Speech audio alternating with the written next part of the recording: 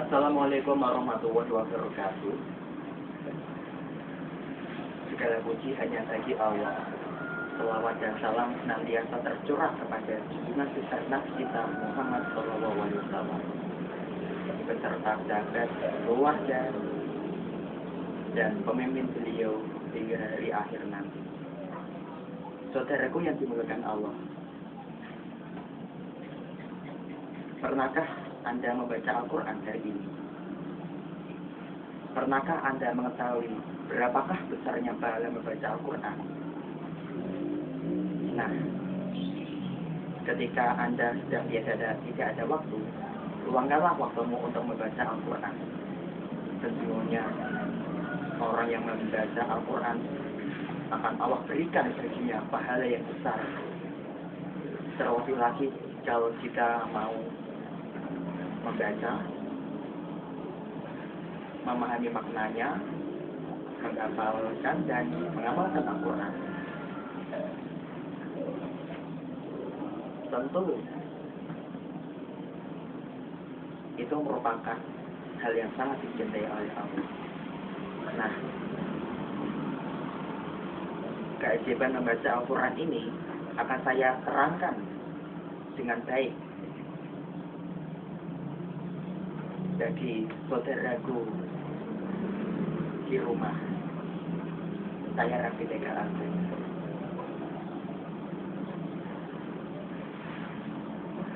Al-Quran adalah kitab umat Islam yang sungguh mulia dan agung.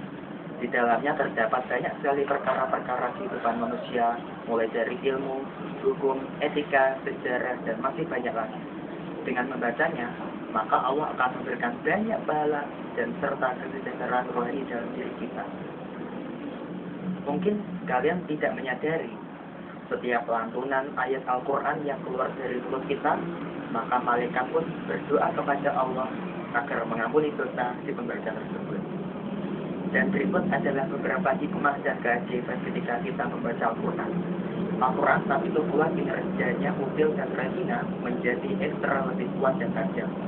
Apalagi jika kita sangat menghayati dan menangis ketika membaca Al-Quran, maka kita menjadi lebih segar dan bersih karena kotoran yang menempel pada kelopak ibu tersapu oleh air mata.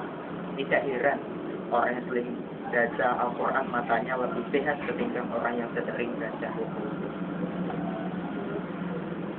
Pertama, Al-Quran dapat membuat hati lebih sejuk. Beban kehidupan serta aktivitas yang padat yang terus mengikat pikiran seakan lepas dan hilang begitu saja. Kehidupan pun menjadi lebih mantap dan terarah karena Al-Quran mengajarkan hikmah dan ukhuwah. Dua, Al-Quran obat hati yang paling mujarab.